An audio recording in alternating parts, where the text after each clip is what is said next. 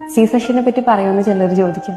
എന്താ പറയാ, പലരും വിചാരിക്കുന്നത് സി സെഷൻ എന്ന് പറഞ്ഞാൽ വേദന ഇല്ലാണ്ട് ഒരു കുഞ്ഞിനെ കിട്ടില്ല. പക്ഷെ അങ്ങനെയാണോ?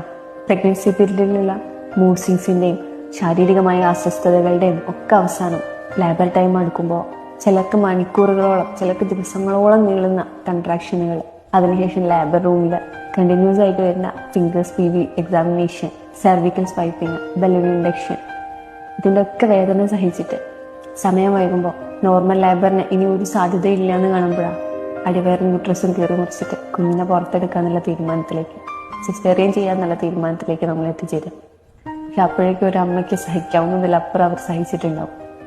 സി സെഷൻ കഴിഞ്ഞിട്ട് മണിക്കൂറുകൾ കഴിയുമ്പോഴേക്കും അനസ്തേഷ്യയുടെ ഡോസേജ് കഴിഞ്ഞിട്ട് വേദന തുടങ്ങിയിട്ടുണ്ടാവും. ആ വേദന വെച്ചിട്ട് അടിവയറ്റിൽ തുന്നി കിട്ടിയ മുറിവിൻ്റെ സ്റ്റിച്ചിൻ്റെ വേദന വെച്ചിട്ടാണ് ആ അമ്മ എണീച്ചിരിക്കുന്നതും കുഞ്ഞിനെ പാലൂട്ടുന്നതും പരിചരിക്കുന്നതും ഒക്കെ.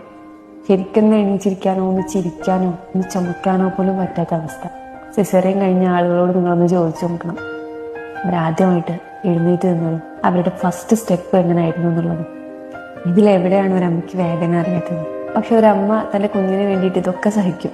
കാരണം അവളൊരു കുഞ്ഞിനെ ഗർഭം ധരിച്ചതും ആ കുഞ്ഞിനെ സ്നേഹിച്ചതും പ്രതീക്ഷിച്ചതും കാത്തിരുന്നതും ഒക്കെ ഇത്തരത്തിൽ ഒരുപാട് പ്രതിസന്ധികൾ അവരുടെ മുന്നിൽ വരുന്ന അറിഞ്ഞുകൊണ്ട് തന്നെയാണ്.